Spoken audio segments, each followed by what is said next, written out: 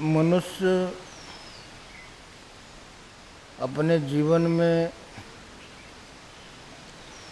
कोई न कोई अभाव महसूस करता है। ऐसा लगता है हम अभावों का जीवन जी रहे हैं और उस अभाव की पूर्ति के लिए वो कहीं न कहीं अपना गणित लगाता रहता है। कहीं न कहीं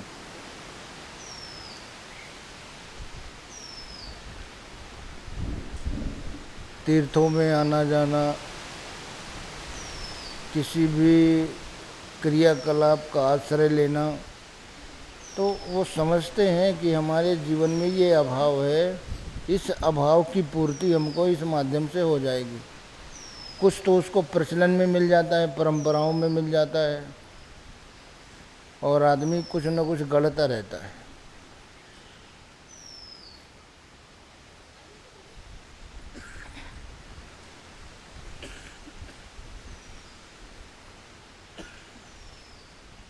अपने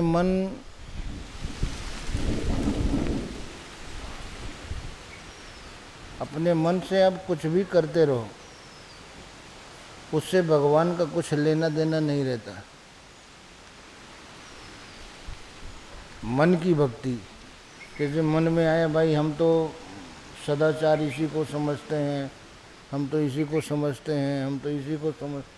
हर आदमी की अपनी अपनी स्वभाव के अनुसार अपनी पसंद है। इसीलिए पूजा पद्धतियां भी हमारे देश में नहीं, विश्व में हजारों प्रकार की। और वो किस लिए है? अभावों की पूर्ति के लिए। हमारे जीवन में कुछ न कुछ कमी है जिसकी पूर्ति के लिए ये हम सब करते हैं।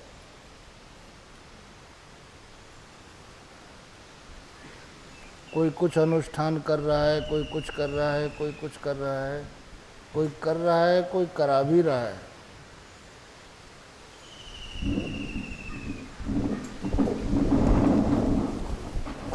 और ये महापुरुषों के अभाव में ऐसा होता है। हर महापुरुष के बाद समाज में परंपराएं फैलती हैं, लेकिन नाम उन्हीं का रहता है। महापुरुषों के नाम से ही हम समाज में परंपराओं को फैलाते हैं, और जबकि सब कुछ उनका होता है, महापुरुषों का कुछ नहीं।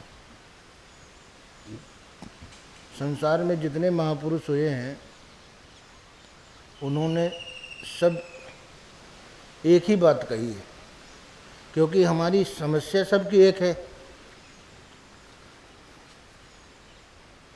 हमारी समस्याएं सबकी एक, और ये कहने की बात है। देखिए, करोड़ों साल पहले हमारे पूर्वज जहाँ खड़े थे, आज भी जो 21वीं सदी की चर्चा करने वाले हैं, 22वीं सदी की चर्चा करने वाले, आज भी वो वहीं खड़े हैं। हमने सबने इतने बड़े बड़े आविष्कार कर लिए, लेकिन कभी परिणाम पर विचार नहीं किया। परिणाम पर विचार किया, अगर हम परिणाम पर विचार करते तो हम अपने मूल सिद्धांतों से इतना दूर नहीं जाते। उनको साथ लेकर, अगर उनको साथ लेकर हम आगे बढ़ते तो हमारी ये उपलब्धि सार्थक होती। क्यों? कि कम से कम हम उसको तो जीवित रखते, उसको बचाए रखते, इसको तो जाना ही जाना है। आज जिस वैभव के लिए, जिस विलासिता के लिए, जिस सम्मान के लिए मनुष्य प्रयत्नशील है, क्या ये सब पहले नहीं था? जन्म से लोगों को मिला हुआ था। आज जो वैभव आज हम जुटा रहे हैं, राजा महाराजाओं को जन्म से प्राप्त था, हजारों नौकर चाकर। लेकिन जब वहाँ उनको सुख शांति नहीं मिली तो फिर जंगल का रास्ता पकड़ा। तो ये संसार सुख या दुख का कारण नहीं है। संसार या कोई व्यक्ति या ईश्वर हमको सुख देता है या दुख देता है, अगर ऐसा मनुष्यों का मानना है तो वो भ्रम में है। हमारा जो दृष्टिकोण है वो हमारे सुख और दुख का कारण है। एक व्यक्ति ने अपनी दृष्टि से इस संसार को देखा तो वो महलों के भोगों का त्याग कर रहा है। एक व्यक्ति ने अपने दृष्टिकोण से इस संसार को देखा तो वो महलों के भोगों का त्याग कर रहा है, एक जुटा रहा है। दोनों में कितना अंतर है? एक व्यक्ति महलों के भोगों का त्याग कर रहा है और एक व्यक्ति महलों के भोगों को जुटाने में लगा हुआ है। उनका मानना है कि हमारे पास धन होगा, सम्मान होगा, शोहरत होगी, हमारी समाज में इज्जत होगी। ये तो उनके पास था, चक्रवर्ती नरेशों के पास ये सब कुछ था, लेकिन इससे उनको अपने जीवन में संतुष्टि नहीं थी, सुख नहीं था, शांति नहीं थी। अब आदमी को चाहिए क्या? सुख और शांति।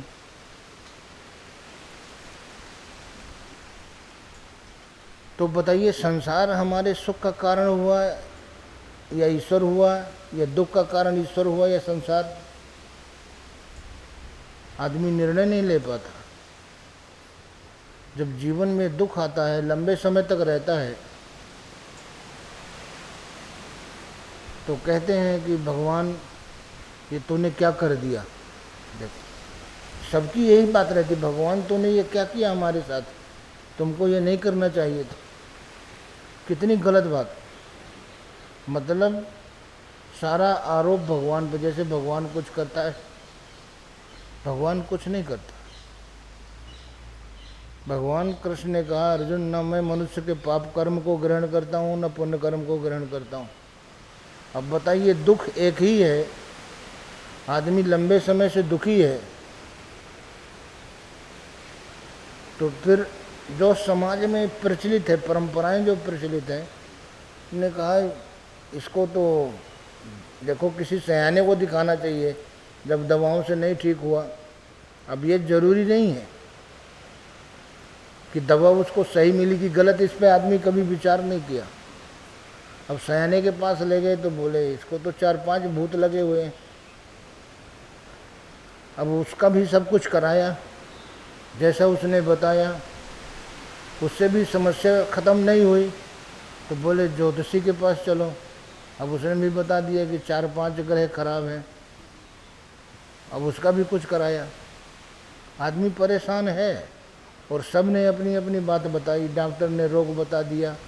अब इतने बीच में आदमी भ्रमित है कि नहीं, सत्य क्या है? आप पृथ्वी ग्रह के निवासी हैं, यह एक ग्रह है। चंद्रमा एक ग्रह है, बृहस्पति एक ग्रह है, मंगल एक ग्रह है, जिनकी पर्याप्त दूरी है, लाखों मील दूर है ये आप लोगों से। और आपने उनका बिगाड़ा क्या है जो वो आपसे नाराज हो गए, उनकी दशा खराब हो गई। सबसे बड़ी बात यह है कि उनकी दशा खराब है, आपके जीवन में उनका बुरा प्रभाव पड़ रहा है, तो आपने उनका बिगाड़ा क्या है? और बिना बात के यदि कोई आपसे उलझता है, आपको परेशान करता है, दुख देता है, तो उसे क्या बोलते हैं समाज में प्रचलित भाषा में? दादा, डॉन। और थोड़ा उसका बृहद रूप हो गया वो अंडरवर्ल्ड। हाँ, एक जो है वो बच्चे जो है शनिवार को इतना भय दिखाते हैं। हर शनिवार को थाली वाली में शनि की मूर्ति रख के, तेल रख के, ऐसे ऐसे। तो एक सज्जन जो है, बात तो बहुत सही, बोले भैया ये बताओ, ये देवता हैं कि हफ्ता वसूली के दादा हैं? ये हफ्ता वसूली करने आ जाते हैं, हफ्ता के हफ्ता। भाई हमने बिगाड़ा क्या है?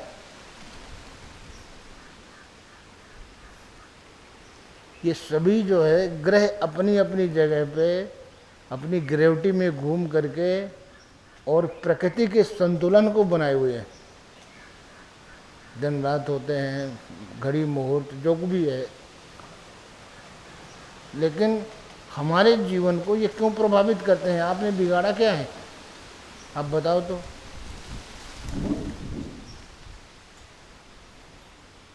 और आपको पता ही नहीं है कि हमसे नाराज कौन है।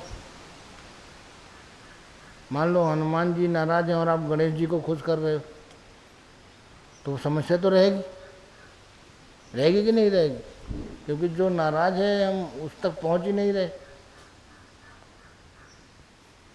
बहुत सी भ्रांतियों के बीच में मनुष्य फंसा हुआ है। हमारे सुख का कारण या दुख का कारण ये ग्रह नक्षत्र नहीं है। देखिए, कभी एक ही, देखो एक ही मुहूर्त आत्मा है, एक ही आत्मा भिन्न भिन्न समय में हर शरीरों में जाती। पशु पक्षी भी तो किसी मुहूर्त में पैदा हुई है, पैदा हुई है कि नहीं पैदा हुई है? बताइए, किसी ज्योतिषी ने शेर को जाके बताया हो, भालू को जाके बताया हो कि तुम्हें 15 दिन से भोजन नहीं मिला, तुम्हारी शनि की दशा खराब चल रही? किसी ने बताया? आत्मा तो है, जन्म उनका भी है, तो ये मनुष्य पे ही सारे नियम क्यों लागू होते हैं? शरीर उनका भी पंच भौतिक है। आत्मा कौन जौन जन्म्यो जहाँ नाही, सुन खगेश ब्रह्म ब्रह्म जग माही। ऐसी कौन सी योनि है जिसमें मैंने जन्म नहीं लिया? वो भी किसी मुहूर्त में पैदा हुए हैं। और ग्रहों का प्रभाव उन पर सब पे पड़ता है। अगर नहीं पड़ता है तो चंद्र ग्रहण या सूर्य ग्रहण में आप लोग पशुओं के वो गेरू क्यों लगाते हैं? पड़ता है ना। जो अल्ट्रावायलेट जो किरणें हैं सब पे पड़ता है, तो आखिर ज्योतिषी वहाँ क्यों नहीं जाते? अब ज्योतिषी अगर शेर के पास गए कि जंगल के राजा तुम्हें 10 दिन से भोजन नहीं मिला, तुम्हारी शनि की दशा हम बताने आए हैं, तो वो क्या कहेगा कि ज्योतिषी तुम्हारी दशा खराब है, तो तुम हमारे पास चले आए, हाँ वो हम तुम्हारा तुरंत फैसला करेंगे। तो ये भटकाया गया, भरमाया गया। वास्तविक देखिए, ये मनुष्य जो है, जैसे आप किसी विशिष्ट व्यक्ति से मिलने जाते हैं और बीच वाले चाहते हैं कि आप न मिलने पाओ, तो आपको वो भिन्न भिन्न कामों में लगा देंगे, पहले ये कर लो फिर ये कर लो। अब वो साहब उतने देर जानते हैं आपकी 12 बजे तक बैठते हैं, अब आपको 12 बजे तक उलझाना है, वो साहब तो चले गए, साहब तो चले गए। हमारे उतने जीवन का टाइम तो उतने है ना, समय सबको उतना ही लिमिट मिला हुआ है। दुनिया में देखो, कोई भी प्रोडक्शन है, कंपनी का कोई भी प्रोडक्शन, उसकी एक्सपायरी डेट है। लेकिन परमात्मा के विभाग में जितना प्रोडक्शन है, किसी भी बॉडी की एक्सपायरी डेट लिख के आई क्या? लिखी? इसकी भी तो एक्सपायरी डेट नहीं, कुछ नहीं। इसलिए नहीं है कि पता नहीं, आदमी फिर तो बहुत बिगड़ जाएगा, यार हमारी तो एक्सपायरी डेट ये है, तब तक कुछ भी करो। कल तक का भरोसा नहीं, अगली सांस का भरोसा नहीं। इसलिए मनुष्य को हर समय परमात्मा चाहता है कि मनुष्य हर समय अलर्ट रहे, सावधान रहे। उस सावधानी के लिए तो मनुष्य देखिए, जब हमको भयभीत करा दिया गया, आपका ये खराब है, आपका ये खराब है, आपका ये खराब है, आपका ये खराब है। हम कहते हैं भाई, जीते जी जो आदमी कुछ नहीं कर पाया, मान लो ठीक है, पहले भूत प्रेत तो होते नहीं, लेकिन अगर मान लो वो जीते जी आदमी कुछ किसी का कर नहीं पाया, मरने के बाद वो क्या कर लेगा? मरने के बाद करेगा क्या वो? गोस्वामी जी ने रामचरितमानस में, आप जीते जी किसी को कुछ बिगाड़ नहीं पाए, अब मरने के बाद कहाँ बिगाड़ेंगे बताइए? आदमी की ताकत तो उतने है ना, लेकिन नहीं, भूत जिस पत्नी ने पति के पास हजारों रातें बिताई है, वो डेड बॉडी के पास अकेले वो भी नहीं बैठ सकती, एक रात नहीं बैठ सकती।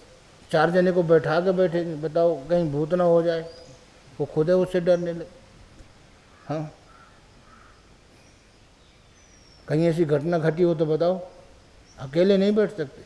चलो अगर वो जिंदा ही हो गया तो और खुशी की बात है, लेकिन नहीं, तुम 4 जने बैठो तब हम बैठेंगे। आखिर उसी से क्या क्या डरना उसी से, लेकिन भय तुरंत हो जाता है। शरीर से प्राण निकले और भय शुरू हो गया, भय का वातावरण हम बना देते। तो ये हमारी मानसिकता है, और अपनी मानसिकता से मनुष्य कुछ भी देखो गढ़ता रहता है। अपने मन से कुछ भी करो, अपने मन से। सद्दाम देखो, इराक का राष्ट्रपति जिसने 41 वर्ष तक देश का नेतृत्व किया, और सभी जानते हैं कि जितने नाटो के देश थे 34-35, वो कहीं हम 10 दिन में मिटा देंगे, वो 2 महीना में भी नहीं मिटा पाए, उनको परेशान किया। उस व्यक्ति ने अपने खून से, जब वो राष्ट्रपति था, अपने खून से कुरान लिखवाई थी, 3.5 साल में पूरा हुआ था। ये अपने मन की भक्ति है। हम सब लोग अपने अपने मन की भक्ति करते रहते हैं, लेकिन वो मन की भक्ति काम तो नहीं आई। 2.5 बाई 2.5 के बैंकर में वो 8 बाई 8, 2.5 महीना वो अपने हाथ से स्टोव से खाना बनाया। क्या राष्ट्रपति ऐसा जीवन जीना चाहते? उसके पास क्या कमी थी? पैसा ही पैसा, पावर ही पावर। लेकिन वो पैसा, वो पावर उस लाइफ की कंडीशन से उसको फ्री नहीं कर सका। कितना पैसा, कितना पावर, हम घर भी अपना ठीक से नहीं चला पाते। रोज शाम तक चाहे कितना बचो बचाओ, लेकिन शाम तक कुछ ना कुछ खटपट हो ही जाती। टेंशन। ऐसा बताइए, एक व्यक्ति हमको बताइए, खड़ा होकर कह दे कि मैं सुबह से शाम तक मेरा मन एक जैसा रहता है, वो शाम तक टेंशन तो उसमें आ ही जाएगी। उसने 41 वर्ष तक उस देश का नेतृत्व किया, कुशल नेतृत्व। हम घर नहीं ठीक से चला पाते, 5 आदमी का घर होता है, और वो 8 बाई 8 के बैंकर में अपने यहाँ से देखो, स्टोव से कार्बन भी निकलता है। मिट्टी का तेल जलेगा तो कार्बन निकलेगा, और बहुत बुरा कार्बन होता है, और वही कार्बन भी जा रहा है उसके नाक में। 2.5 महीने से उसने दाढ़ी बाल कुछ नहीं बनाए थे, और जब अमेरिकी सैनिकों को मिला तो वो अंदाज से वो मारने जा रहे थे, बोले नहीं, I am president of Iraq, मैं सद्दाम, आई एम सद्दाम। वो बोले नहीं। फिर उसका जो है देखो, डीएनए टेस्ट कराया, क्योंकि 2.5 महीने में वो सूख के आधा हो गया था। बताइए, तो वो मन की भक्ति काम आई। आदमी अपने मन, अरे चलो भाई कहाँ जाने की ज़रूरत है, यही सब कर लो, जो कुछ करना है सब कर रहे हैं। और एक राष्ट्रपति होते हुए भी उसने कहा मैं सबसे अलग काम करूँगा जो कोई नहीं कर सका। वो 3.5 साल में कुरान पूरा हुआ था उसका, थोड़ा थोड़ा देता रहा होगा।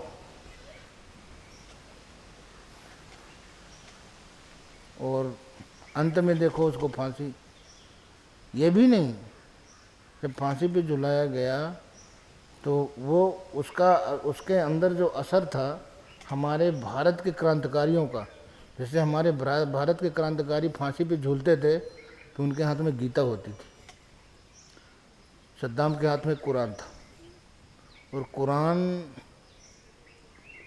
का लाइन पढ़ करके तब वो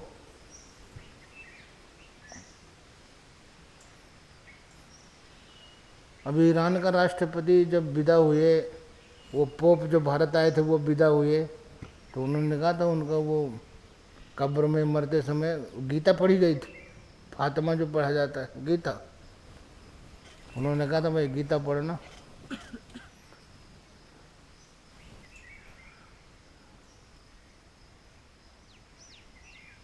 तो हमारे जो कहने का मतलब है कि जब मनुष्य काल्पनिक कृत्यों में परंपराओं में उलझा रहेगा तो फिर सत्य के लिए समय कहाँ बचेगा। और परिश्रम उतना ही करना है, उतने ही समय में अगर हम सही चीज करें तो हमारी ये पूंजी भी बची रहेगी। पूंजी जो है, जैसे पूंजी तो उतनी ही है और उतनी पूंजी से हम बहुत कुछ कर सकते हैं, बहुत कुछ, यहाँ तक कि हम परमात्मा को भी प्राप्त कर सकते हैं। लेकिन रास्ता सही कैसे पकड़ में आए। हाँ, हमको तो सब में ऐसे उलझा दिया गया। अभी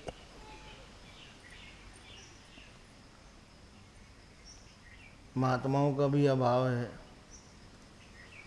हम व्रत रखेंगे। एक महापुरुष ने कहा कि ना मैं जप में, ना मैं तप में, ना मैं व्रत उपवास में, मुझको कहाँ ढूंढे तू बंदे, मैं तो तेरे पास। कितनी बात सही है। व्रत में हम अन्न छोड़ देते हैं और वो व्रत जो है मीठा खाएंगे। गन्ने के रस में कितनी सूंडियाँ पिल जाती हैं, लाखों टन गन्ना पिलता है तो एक आध कुंटल तो उसमें सूंडी रहती। वो सूंडियों का अर्क भी तो जाता है। जो इल्ली होती है गन्ने की, वो जहाँ लग जाती है वहाँ गन्ना लाल हो जाता है। अब उसका अर्क है, देखिए उसमें रस में मिला हुआ है। ये अर्क को अलग कर देते हैं? नहीं करते।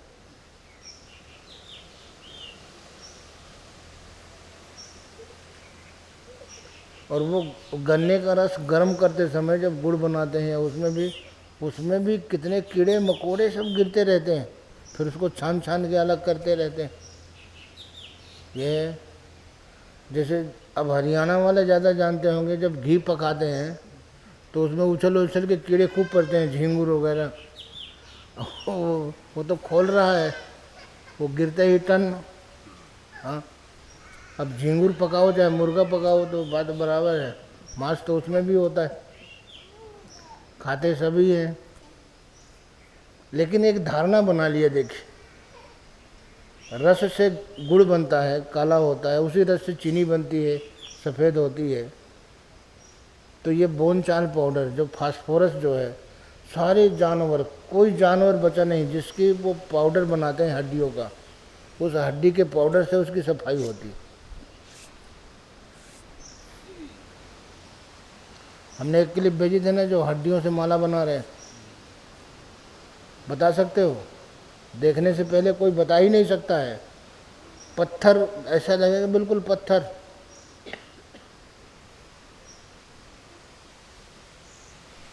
तो वो जो है बड़े बड़े कारखाने लगाए, एक भी हड्डी का इतना टुकड़ा बर्बाद नहीं जाएगा। इतने इतने माला के दाने बनते हैं और बेशकीमती बिकते हैं, पत्थर का बना के। हड्डी का कहेगा तो कोई लेगा?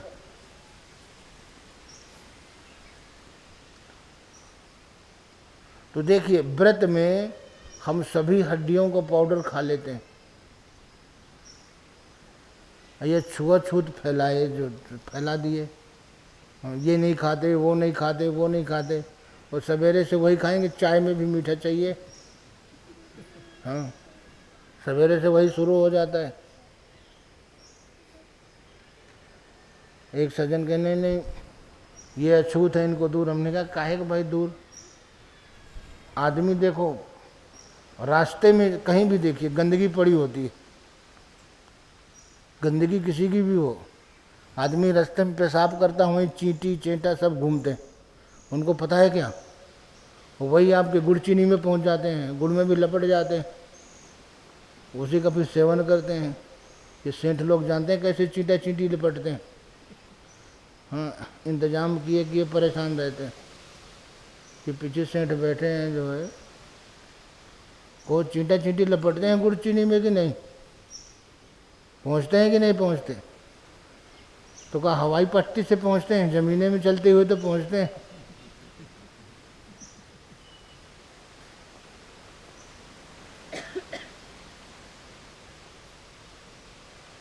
बड़े प्रेम से डाल के खाते हैं नहीं खाते हैं, और वैसे कहेंगे तो ये तुम दूर रहना। तो इन आडंबरों में हिंदुओं को उलझा करके उसको सत्य से दूर कर दिया गया, और फिर वही बात भी करें, अरे नहीं कुछ नहीं, ईसाई बढ़िया है, फलाने बढ़िया हैं, ढकाने बढ़िया हैं, वो अच्छे हैं। और हम ये कहते हैं कि विश्व में जितने भी संगठन हैं, चाहे वो अपने को कुछ भी कहते हों, सबके पास रोने का सामान है कि नहीं। अभी जैसे हमने कहा है कि 1 करोड़ पहले जो आपके पूर्वज थे, उनके पास भी पत्नी, बच्चे, धन, सम्मान सब कुछ था, रोने का सामान ही था। आज इससे बाहर आपके पास है कुछ? आप लोग 21वीं सदी में प्रवेश कर गए, इससे बाहर कोई चीज़ है क्या? आज भी रोने का सामान आप लोगों के पास है। तो बताइए प्रमोशन क्या किया, क्या किया तरक्की, उसका परिणाम तो बता दो। और कोई परमात्मा की चर्चा करने लगे, बोले 21वीं सदी में आप इसमें बिलीव करते हैं ईश्वर, तो ईश्वर के अतिरिक्त आप देना क्या चाहते हो? मान लीजिए कि हमने हिंदू धर्म से आस्था तोड़ दिया, तो फिर आपको देने, आपके पास देने के लिए क्या है? विकल्प में आप दे क्या रहे हो? जो दे रहे हैं उसको बताइए आप। वो भी रोने का सामान है कि नहीं है? मुसलमानों से पूछो आपके पास रोने का सामान छोड़कर कुछ है? ईसाइयों से पूछो, सिखों से पूछो, फिर आप क्या बनो, जाओ कहाँ? हमें कुछ बनने बिगड़ने की ज़रूरत नहीं, हमें केवल उस ईश्वर को अपने हृदय में धारण करने की ज़रूरत है जिसके आप अंश हो। ये हमारे महापुरुषों ने शुरू से बताया। अगर महापुरुषों की वाणियों को आप लोग नहीं छोड़ते तो शायद आप भटकते नहीं। शुरू से जहाँ से आप चले उसने रास्ता आपको सही बता दिया, लेकिन बीच में जो लोग मिले उनसे आपने पूछा, वहाँ से रास्ता आप भटक गए। वो तो कुछ ना कुछ बताएंगे। हाँ, एक इधर से अंधा जा रहा था, उधर से एक अंधा आ रहा था, दोनों टकरा गए। बोले क्यों रे, देख के नहीं चलता? उसने भी कहा क्यों रे, दिखाई नहीं देता? हाँ, तो उतरते अंधा आवता, इतरते अंधा जाए। अंधे को अंधा मिला तो मार्ग कौन बताए? तो गुरु शिष्य अंध बधिर कर लेखा, एक न सुना एक नहीं देखा। एक ने देखा ही नहीं, और बिना देखे ही वो अपना धुने पड़ा। वो जिससे कह रहा है वो सुनने लायक बात सुनी ही नहीं। जब सुनने लायक बात हमने सुनी ही नहीं तो करेंगे क्या? दुख तो रहेगा, समस्याएं तो रहेंगी, क्योंकि दुख और समस्याओं का कारण न भूत है, न प्रेत है, न ग्रह दशा है, आपका विचार है। आपका विचार, आप जो विचारों का रात दिन संग्रह कर रहे हैं, जहाँ से संसार का विचार शुरू होता है उसी के साथ ही दुख का निर्माण शुरू होता है, और जहाँ से ईश्वर का विचार शुरू होता है वहीं से सुख का आरंभ होता है। इसीलिए हमारे जीवन में सवेरे से उठते ही, कितने ऐसे लोग हैं जो सवेरे से उठते ही परमात्मा के विचार में लगते हैं। हाथ पैर हैं, हाथ पैर तो चलते रहे ना। जो एनर्जी हमारे जीवन को आगे बढ़ाने वाली है, उस एनर्जी से फिर हम कटाव क्यों हैं? वो एनर्जी ही तो बढ़ाती है। नहीं तो आप पहले रजिस्टर में लिख के दे दो। अगर आप बढ़ते हैं, आप बिल्कुल रजिस्टर बंद कर दो, लिख करके मैं फला महीना में ये करूँगा, फला महीना में ये करूँगा, फला महीना में ये करूँगा, फिर अगले 30 वर्षों में मैं यहाँ पहुँच जाऊँगा। लिख के दो ना जब आप करते हैं, आपको सब पता है। संभव है क्या?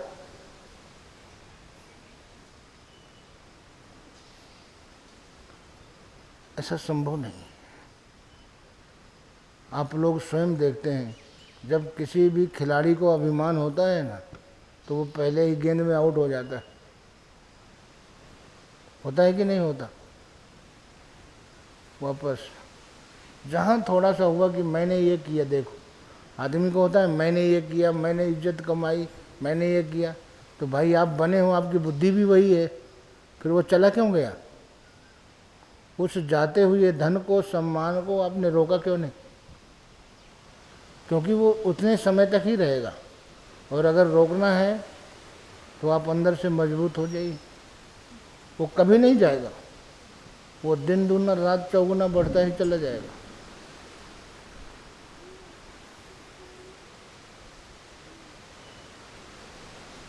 लेकिन एक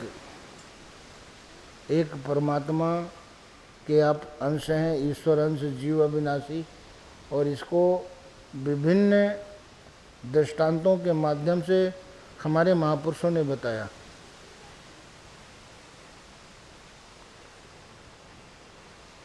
एक बार हनुमान जी जब लंका गए थे माता सीता का पता लगाने, तो विभीषण मिले थे। तो विभीषण से कहा कि भाई देखो, आप भी भक्त हैं भगवान के, मैं भी भक्त हूँ, अब थोड़ा सौदा कर लेते हैं आपस में। हनुमान जी ने लालच दिया, कहीं ऐसा ना हो ये असुर है, कहीं तुरंत खबर कर दे तो मैं वहाँ तक ना पहुँच पाऊँ, बीच में ही अरेस्ट हो जाए। तो बिना लालच दिए कुछ काम होगा नहीं। बोले आप मुझको माताजी से मिला दो, मैं आपको पिताजी से मिला दूंगा। हाँ, बोले ठीक है। तो विभीषण सीता जी तक ले गए, बता दिया देखो वहाँ हम वहाँ नहीं जाएंगे, क्यों?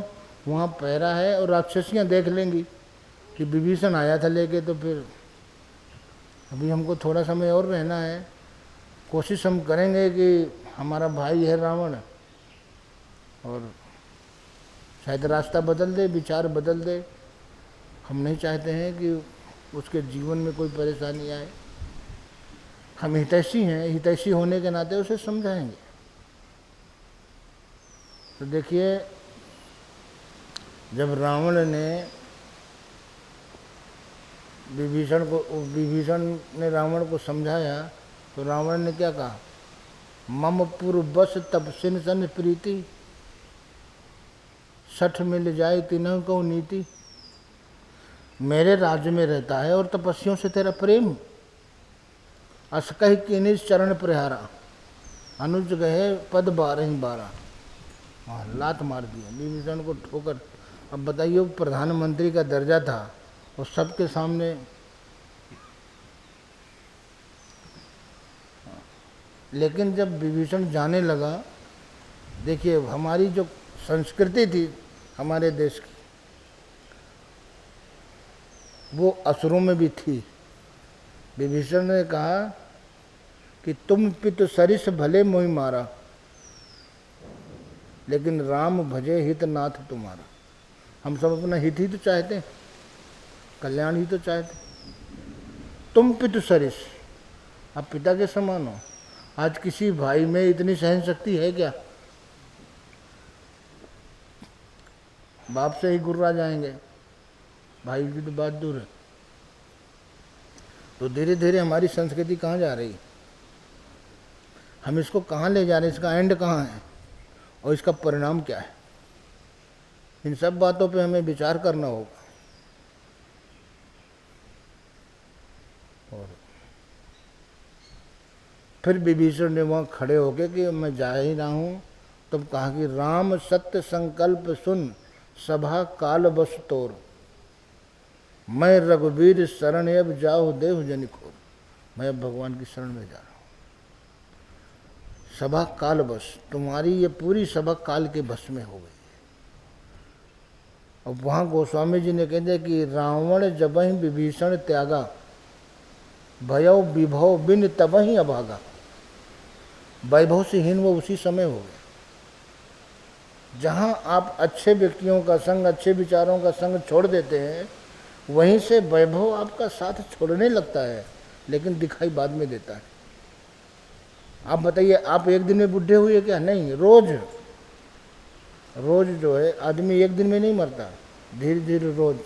मकान एक ही दिन में गिरता है क्या? वो रोज गिरता है, लेकिन दिखाई आपको अंत में देता है। रोज डैमेज हो रहा है वो थोड़ा थोड़ा। ये शरीर हमारा ऐसे ही है कि संसार चलता है। तो इसीलिए कहा कि रावण जब वहीं विभीषण त्यागा, विभीषण को त्याग दिया, वो भगवान का भक्त था। भयौ विभव बिन तबहि अभागा, वो वैभव से हीन हो गया। तो हनुमान जी अपने कार्य में सफल हुए। फिर वो आए,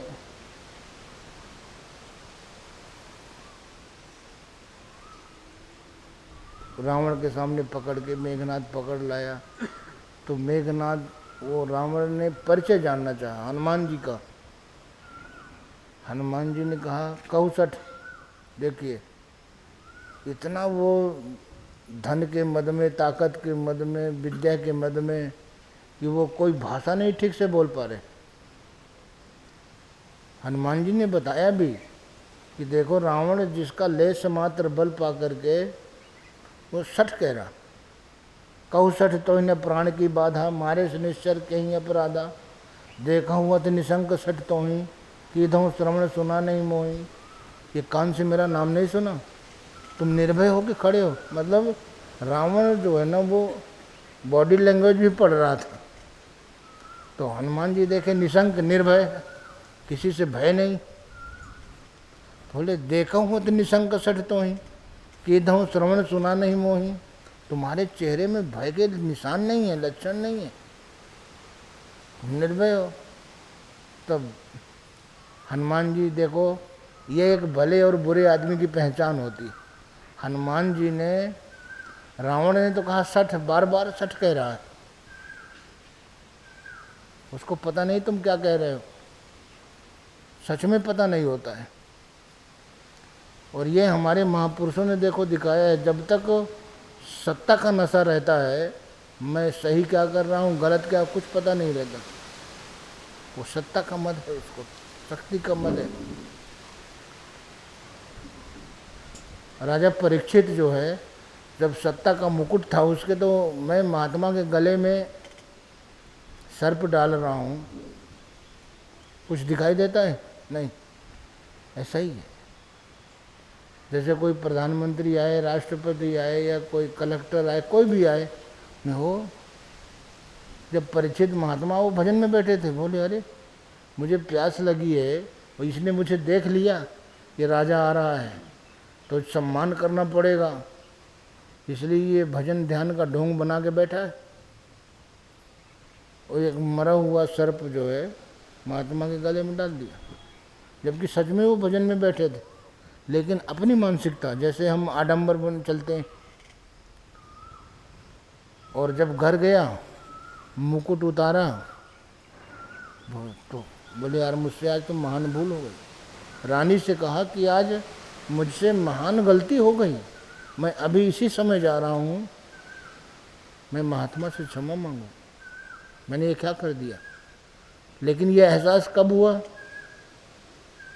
जब मुकुट उतर गया। आपके नेताओं का जब सत्ता का मुकुट उतरता है, तब उनको आभास होता है कि नहीं। ये रास्ता हमारे ऋषियों ने कब दिखाया? बहुत पहले। तो इनको पढ़ना चाहिए शास्त्र, देखना चाहिए कि उसमें सब कुछ है। ये मुकुट उतरता है तो अपनी भूल। कितने में गुरुजी पहुंच गए, बोले भाई वो तो जो होना था हो गया, मेरे शिष्य ने तुम्हें श्राप दे दिया। मतलब शिष्य के श्राप को भी गुरु नहीं टाल सका, बताने चले गए, बोले 7वें दिन तुमको सर्प काटेगा। सर्प गले में डाला था ना, सर्प काटे। तो बोले अब समय तो बचा ही नहीं, बोले अब निरंतर 7 दिन तक भगवान की चर्चा सुनते रहो, शायद भगवतमय मन हो जाए। और आपका कल्याण हो जाए। और 7 दिन में परीक्षित ने सारा मन से संग त्याग करके और अपने मन को भगवानमय कर लिया। हमारे महापुरुषों का उद्देश्य यही था कि जिसके जीवन के बहुत कम समय बचे हैं, कहीं वो निराश न हो कि अब क्या होगा, मेरा सारा समय तो निकल गया, अब क्या होगा। तो उतने समय में भी वो अपना कल्याण कर सकता है अगर वो परीक्षित की तरह जिज्ञासु है। तो हनुमान जी ने कहा, सुनो रावण, सबके देह परम प्रिय स्वामी। हनुमान जी ने स्वामी कहा, देखो बड़ी विनम्र बात। तो सामने वाला कुछ कहे, हम अपना स्वभाव क्यों छोड़े। मारा ही मोह कुमारक गामी, मुझे कुमार्ग गामी मार रहे थे। मार्ग एक ही है, ईश्वर के मार्ग में से विपरीत जितना मार्ग है वो कुमार्ग। मार्ग वो है जो हमें ईश्वर से मिलाता है।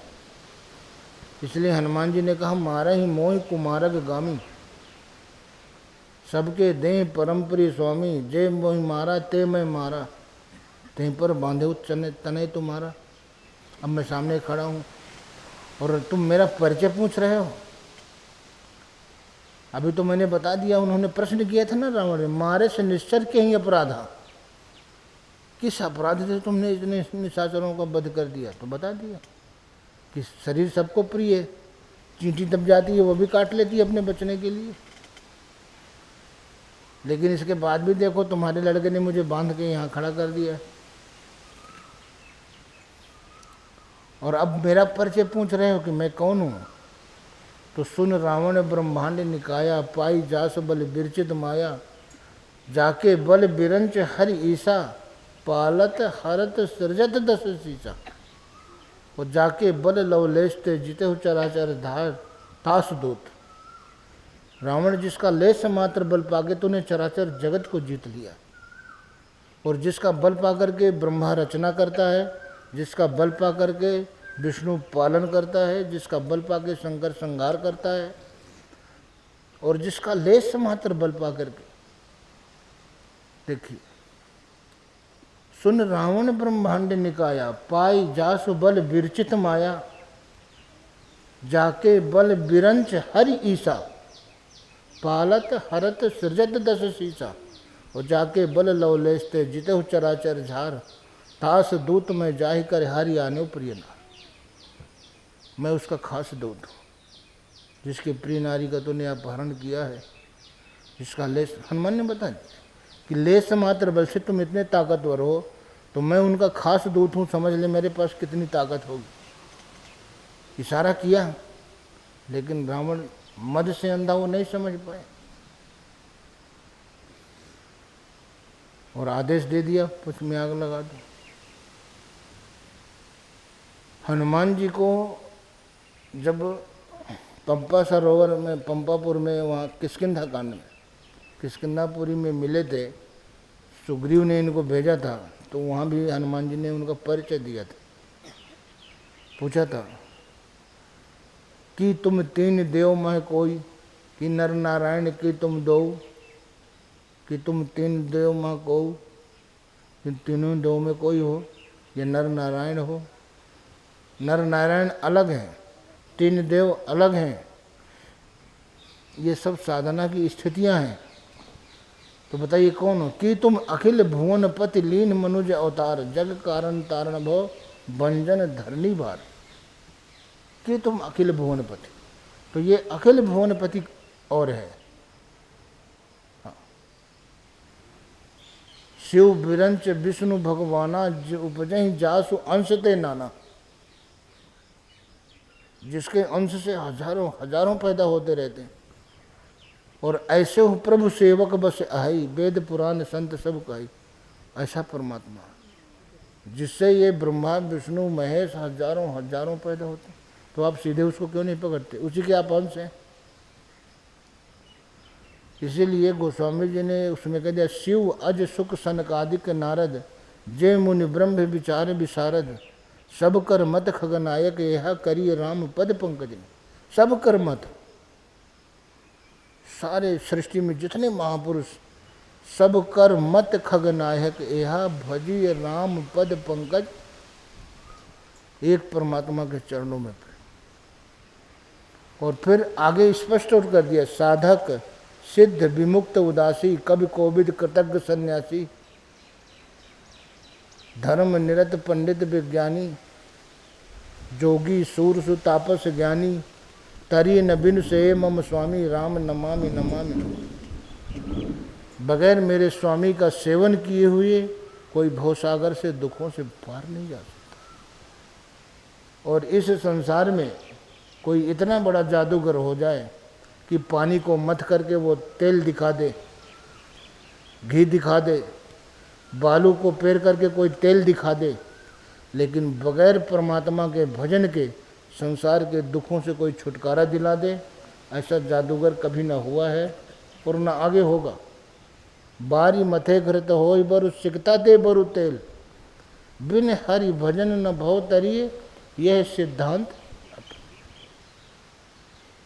ये अकाट सिद्धांत आपको संसार के दुखों से, समस्याओं से, परेशानियों से बचने के लिए जो हृदय में स्थित ईश्वर है, भजन उसका करना पड़ेगा।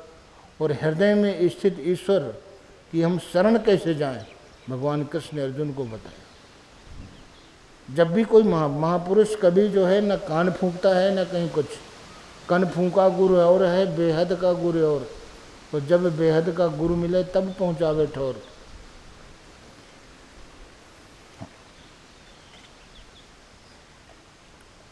वो कबीर साहब कहते थे मोटी भाषा में, आंधर गुरु बहिर चेला करें नरक में ठेली ठेला। हाँ, गुरु खराब बाजार में हमसे कंठी ले और सरक जाओ चाहे नरक में, हमें रुपया दो। हाँ, वो पंडित वाली बात, चाहे बर मरे चाहे कन्या, दक्षिणा से काम। हाँ, लेकिन गुरु जिम्मेदार चीज़ है, वो जिम्मेदारी लेता है।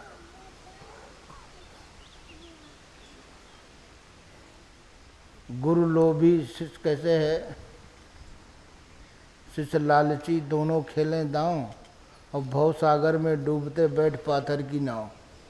पत्थर की नाव में बैठ के कोई भला पार जाएगा? डूबना है, दोनों को डूबना है।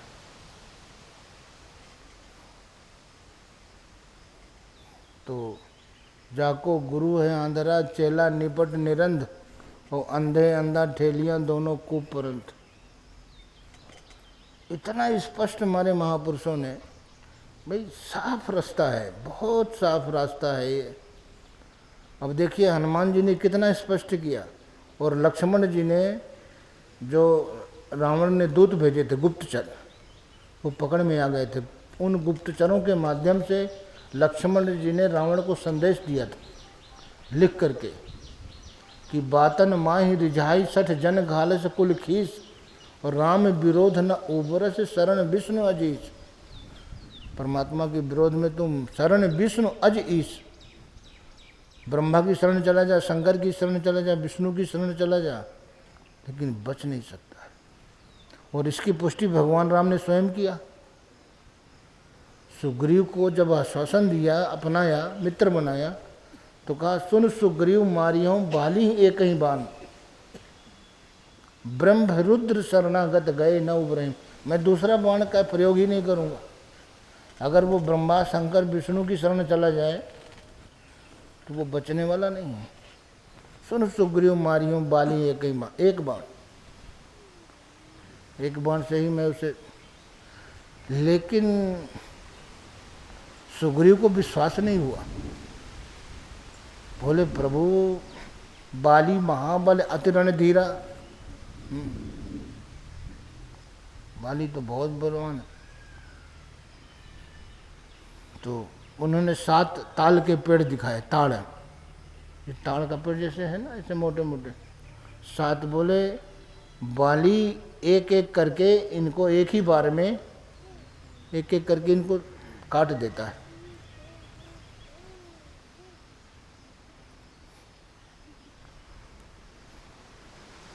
तो भगवान ने उसको देखा, वो सब सर्प की पीठ में उगे हुए थे। ऐसा लेख है, वो सर्प टेढ़ा मेढ़ा रहता है, इसलिए बाली एक एक बाण से मारता था। तो भगवान ने कहा ठीक है चलो देखा जाए। दुंदुभि अस्त ताड़ दिख राये, बिन प्रयास रघुनाथ ढाए। जो दुंदुभि नाम का एक निशाचर था, हजारों हजारों हाथियों का बल था उस पर, उसको उठा करके बाली ने 100 योजन दूर फेंक दिया था। ये हड्डी यहाँ पड़ी पहाड़ जैसी। तो भगवान ने एक अंगूठा लगाया, पता नहीं कहाँ चला गया। फिर वो 7 ताड़ के पेड़ इनके पास ले गया। तो भगवान जिधर फन था सर्प का, उधर खड़े हो गए, वो तो देख रहे थे, और ऐसे दबाया तो वो सीधा हो गया, पेड़ भी सीधे हो गए, एक ही बाण से 7 को निकला। तो फिर देख अमित बल बाढ़ी प्रीति, क्योंकि बाली महाबल था, वो तो महाबलशाली था, लेकिन यहाँ बल की सीमा ही नहीं। देख अमित बल बाढ़ी प्रीति, बाली बधा बिन भय परती थी। ये बाली का वध कर देंगे विश्व। उन्होंने कहा भय वो महान शत्रु है, प्रभु पहले अपने को आजमा तो लो, आप मार पाओगे कि नहीं, प्रतिज्ञा तो कर लिया आपने। तो फिर भगवान जो है, ये बरसात के बाद सीता जी की खोज करना था। हाँ, तो फिर भगवान बिगड़ गए, वो भूल गया था, अपने काम को ही भूल गया था। वो इतना सुख मिला, बेचारा पता नहीं कब से दुखी था, वो भूल गया। तो फिर लक्ष्मण के द्वारा संदेश भेजा भगवान ने कि जहीं सायक मारा मैं बाली, तहीं सर हतम मूढ़ में काली। कल तुम्हारा वध सुग्रीव उसी बाण से करूँगा। तुम क्या समझते हो? अरे बोले प्रभु हमसे गलती हो गई, हम तो भूल गए, आपकी माया से मोहित हो गए थे। और आदमी के पास गुंजाइश क्या है? हाँ, जब को बहुत दिन में आए हो, अरे आप चाहते ही नहीं थे इसीलिए हम नहीं आए, लो सारा भार गुरु जी पे, आप तो चाहते ही नहीं थे, वो तो चाहते ही हैं कि आप यहाँ से जाओ ही नहीं। आदमी जो है, आप जब चाहेंगे बुला लेंगे, अरे तो हमेशा चाहते हैं, लेकिन क्योंकि हमारे अंदर गुंजाइश है, मन जो है कमज़ोर है, इसलिए गुंजाइशें हम निकाला करते हैं, दूसरे पर थोपते रहते हैं। ये मनुष्य की आदत होती है। तो एक ही साधे सब सदे, सब साधे सब जाने। भगवान कृष्ण ने कहा कि अर्जुन, ईश्वर सर्वभूतानां हृदय से अर्जुन तिष्ठति, ब्रह्म्यानि सर्वभूतानि यंत्रारूढ़ानि माया। जब ईश्वर संपूर्ण भूत प्राणियों के हृदय में निवास करता है, तो एक प्रश्न है, लोग देख क्यों नहीं पाते? उसको जानते नहीं, इतना नज़दीक भगवान हमारे हैं, हम उसको जान क्यों नहीं पाते? तो भगवान ने कहा कि माया रूपी यंत्र में मनुष्य आरूढ़ है, इसलिए ब्रह्म्यानि सर्वभूतानि, ये जितने संपूर्ण भूत प्राणी हैं माया रूपी यंत्र में आरूढ़ ब्रह्मवश भटक रहे हैं, ब्रह्म से भटक रहे हैं। लेकिन अर्जुन तुम्हें सद्गुरु प्राप्त है, अब तुम्हें भटकने की जरूरत नहीं। तमेव शरणम गच्छ सर्वभावेन भारत, तत्प्रसादात परम शांति स्थानम प्राप्त शास्त्र। ईश्वर की कृपा प्रसाद से परम शांति, आपको परम शांति तो चाहिए। तो फिर अब जाएं कैसे, इतना तो बता दिया। तो कहे अर्जुन, जब तक इंद्रियां चंचल हैं, मन चंचल है, आप हृदय से ईश्वर के पास नहीं जा सकते। इसलिए सर्व द्वाराणी संयम मनोहृदय निरुद्ध मूर्धन्य धायात्मना प्राणमा स्थितो योगदान। इंद्रियों के संपूर्ण द्वारों को रोककर मन को हृदय में निरोध करो। ईश्वर का निवास कहाँ है? ईश्वर सर्वभूतानां हृदय से अर्जुन तिष्ठति, हृदय में। और भगवान ने निर्देश क्या दिया कि अर्जुन मन को हृदय में निरोध करो, अर्थात भगवान के पास। तो स्थिर तो हो गया। कब? जब इंद्रियों के संपूर्ण द्वारों को हम रोक लेंगे। सर्व द्वाराणी संयम, केवल श्रद्धा ही पर्याप्त नहीं है अर्जुन, श्रद्धावान लभते ज्ञानम। श्रद्धा तो जरूरी है, लेकिन कोरी श्रद्धा नहीं, श्रद्धावान लभते ज्ञानम तत्परम संयत इंद्रिय, इंद्रियों का संयम, इंद्रियों का संयम बहुत जरूरी है। श्रद्धावान लभते ज्ञानम तत्परम संयत इंद्रिय, संयत इंद्रिय, ज्ञानम लब्ध परम शांति न चिरणाधिगच्छति, वो तत्काल परम शांति को प्राप्त हो जाता है, तत्काल, एक क्षण भी देरी नहीं। तो वही कह रहे हैं कि अर्जुन, ये सर्वद्वारिणी स्वयं मनोहृदय निरुद्ध चा मूर्धन्य आत्मना प्रणमास्त योग धारणा। अब मन जब निरोध हो गया हृदय में, वो खाली तो नहीं बैठेगा, इसलिए अर्जुन उसको एक नाम पकड़ा दो। जो हृदय में मन रुका हुआ है उसको एक नाम पकड़ा दो। ओम इत्याक्षरम ब्रह्म व्यवहारन मामे स्मरण, यह पर्याप्त जद्य हम सयाति परमाम गति। ओम ये अक्षय ब्रह्म का परिचायक, ये नाम जब पकड़ में आ गया तो परमात्मा से परिचय करा कर के ही वो आपका पिंड छोड़ेगा, वो ही ले जाएगा। ओम इत्याक्षरम ब्रह्म व्यवहारन माम स्मरण, उसके अर्थ स्वरूप मेरे स्वरूप का ध्यान करते हुए, यह पर्याप्त जद्य हम, ऐसा करते हुए जो शरीर का त्याग करता है वो परम धाम को प्राप्त होता है, मेरे स्वरूप को प्राप्त होता है, और यही जीवन पूर्ण होता है। ये मानो शरीर का जो उद्देश्य है वो पूरा हो जाता है। अब इसके आगे कोई कर्म शेष नहीं। आप जिस नाव में चढ़ के गंगा जी पार हुए, उस पार पहुंच गए तो क्या नाव में बैठे रहेंगे? नाव को छोड़ देंगे कि नहीं छोड़ देंगे? वो छूट जाता है, साधन छूट जाता है। अगर नाव नहीं छोड़ेंगे तो आप उस तट पे पैर कैसे रखेंगे? नहीं जा सकते ना, फिर तो वे हैं उसी में है। तो ये रास्ता बताया, ईश्वर अस प्रभु हृदय अक्षत अभिकारी, सकल जीव जग देन दुखारी। ऐसा परमात्मा हृदय में निवास करता है, लेकिन सकल जीव जग दीन दुखारी, दीन दुखारी फिर रहा है। जैसे आपके पूर्वज अरबपति रहे, मनो कुंटलों सोना था, आप भूखे मर रहे हैं, और पूर्वजों ने जो है, वो जो पूर्वज थे आपके, वो जमीन में वहीं रख दिया सोना। आपका बिस्तर उसी के ऊपर है, चारपाई उसी के ऊपर है, लेकिन मर तो रहे हैं भूखे, दुखी हैं। और वो बब्बा के समय का अगर कोई आ जाए, वो कहे तुम्हारे बब्बा से हमारी बहुत दोस्ती थी, बहुत धन था, वो मेरे सामने यहाँ रखा था, तुम खुदाई करो।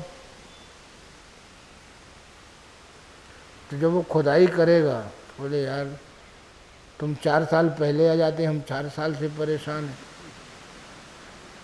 4 साल पहले आ जाते तो ये धन हमको मिल जाता।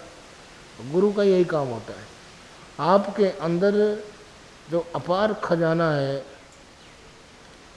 परमात्मा रूपी खजाना, वो खजाना आपको कैसे मिले, उस खजाने तक वो पहुंचा देते हैं, तरीका होता है वो आपके पास।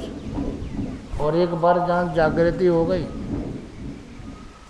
फिर आपको इधर उधर देखने की जरूरत नहीं, फिर सीधा। तुलसीदास जी ने कहा कि सुन सुन बहुमत बहु पंथ पुराणन, जहाँ तहाँ जगरो सो, गुरु कहो राम भजन नीको मोहि लगत राज डगरो सो। ये राजमार्ग है, ये बिल्कुल सीधे वहाँ तक जाता है।